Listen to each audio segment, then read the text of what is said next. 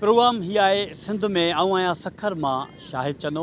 सखर जी वॾी आबादी रखंदड़ पुराणे सखर वारो इलाइक़ो नुमाइश चौंकी, गॾाणी फाटक, माइक्रो कॉलोनी, कुरैशी ॻोठ समेत कुझु ॿिया इलाइक़ा आहिनि जेके बुनियादी सहूलियतुनि खां महरूम आहिनि। सिंध जो टियों नंबर वॾो शहर सखर जा ही इलाइक़ा आहिनि जेके केतिरे ई अरसे खां जेके उहे बुनियादी सहूलियतुनि खां महरूम बणियल आहिनि। ख़ासि तौर ते हिननि इलाइक़नि में ड्रेनेज ऐं रोड रस्ता जेके आहिनि उहे तबाह ऐं बर्बादु थियल आहिनि, जंहिं सबबु हिन इलाइक़े वासियुनि खे शहर तरफ़ या पंहिंजे इलाइक़े जे तरफ़ अचण वञण में इंतिहाई मुश्किल जेका आहे उहा थींदी आहे।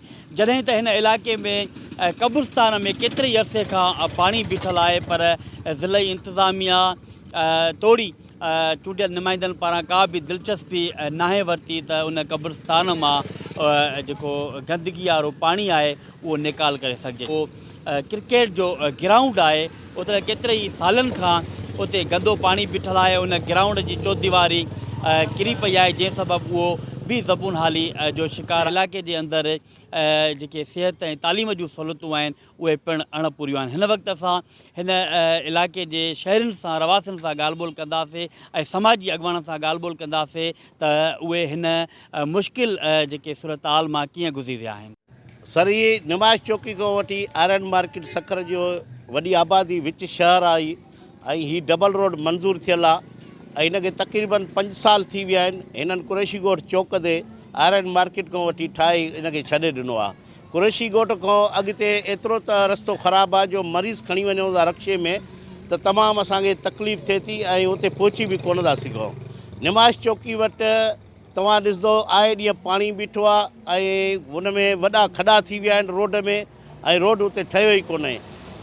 हिन रोड जी हालति तव्हां ॾिसो था त बारिशुनि में हिनखे 3 फुट पाणी बीठो हुयो ऐं असां घरनि खां निकिरी कोन पिया सघूं। स्ट्रीट लाइट हिननि मंज़ूरु कराई, स्ट्रीट लाइट ते हिननि लखे रुपया ख़र्च कया आहिनि, करोड़ रुपया ख़र्च कया आहिनि। उहा स्ट्रीट लाइट हिननि फिट करे उन में न तारा न बिजली, तव्हां पाण स्ट्रीट लाइट मथे ॾिसंदा हूंदो त इहा ॿरदी बि न आहे, जाकू हणी विया आहिनि। ऐं हिन रोड जे भरिसां हिननि ड्रेनेज सिस्टम ठाहियो आहे, एतिरो त ग़लति ठाहियो आहे जो मींहं जो पाणी उन में निकाल थी कोन सघियो। बारिशुनि में असांखे तक़रीबन 15 ॾींहं हिते मुसलसल असां घरनि में महदूद रहियासीं ऐं हीअ रोड नाकारा बणिजी चुको आहे ऐं हिन जी एतिरी बरजट आहे जो तव्हां पाण अंदाज़ो लॻायो त सखर विच जो डबल रोड आहे। हे कुरैशी ॻोठ खां वठी आयरन मार्केट ताणी हे सफ़ा बारिश खां पोइ ज़बून थी वियो आहे ऐं कुरैशी ॻोठ खां पोइ नुमाइश चौकी ताणी त ठहियल ई कोन्हे को साईं।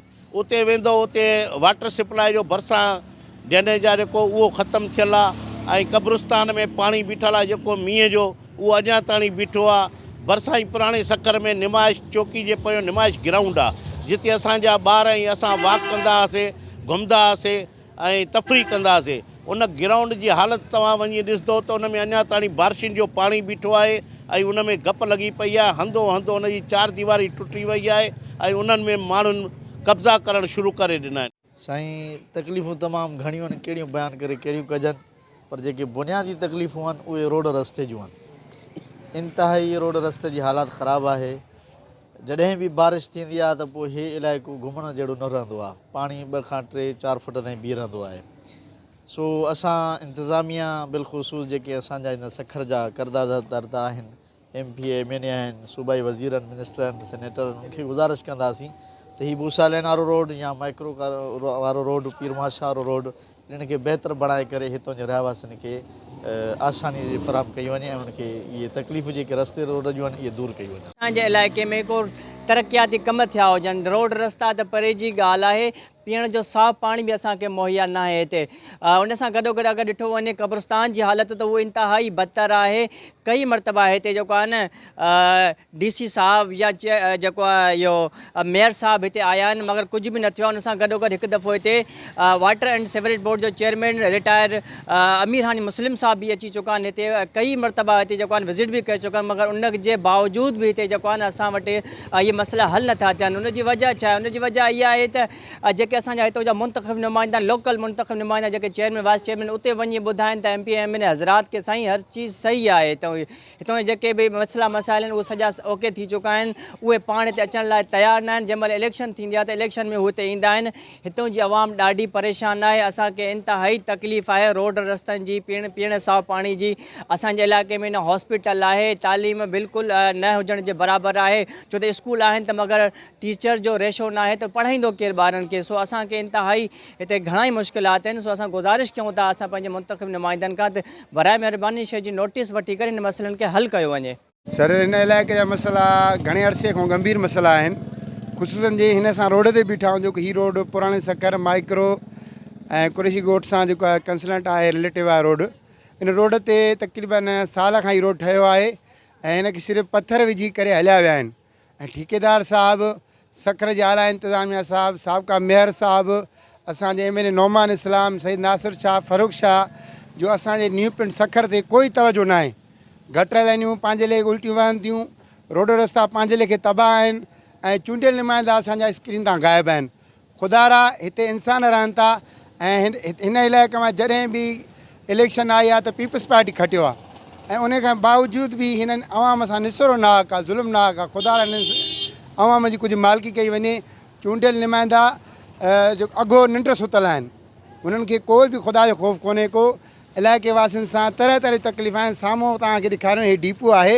हिन डिपो में पाणी वियो आहे। सॼो इलाइक़े में मच्छर, बीमारी ऐं मसइला थी विया आहिनि ऐं तमामु सिहत जो बि रुझान तमामु ख़राबु आहे ऐं माण्हू अस्पतालनि में हेॾे होॾे तमामु वीचारा ॾाढो परेशान आहिनि। असांजी अपील आहे वज़ीर आला सिंध खे ऐं असांजे चूंडियल नुमाइंदनि खे, महिरबानी खे उन्हनि खे बि अलाह हिदायत करे अची करे असांजा मसइला हल करे। ग्राउंड बि तक़रीबन 15-20 साल थी विया आहिनि। इहो रोड ईअं असां हिते क्रिकेट खेॾंदा हुआसीं। हींअर हिते ग्राउंड में पाणी आहे। थोरो ग्राउंड जो कमु बि हलियो हुयो। साम्हूं सिर्फ़ु पवेलियन ठाहे करे सॼो असांखे चवण ठेकेदार माल खाई आहे। कुझु बि न आहे, को सहूलियत न आहे असांखे। रोड जी सहूलियत न आहे।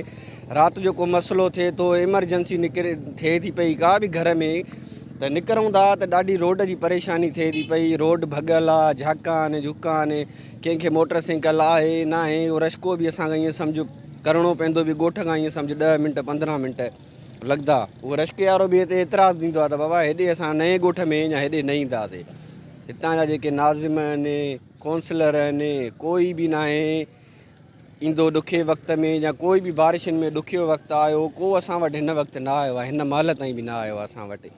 असांजी अपील आहे महिरबानी करे असांखे रोड ठाहिया ॾेई वञनि। असांजे ग्राउंड जो पाणी असांखे चवाणी निकिरे।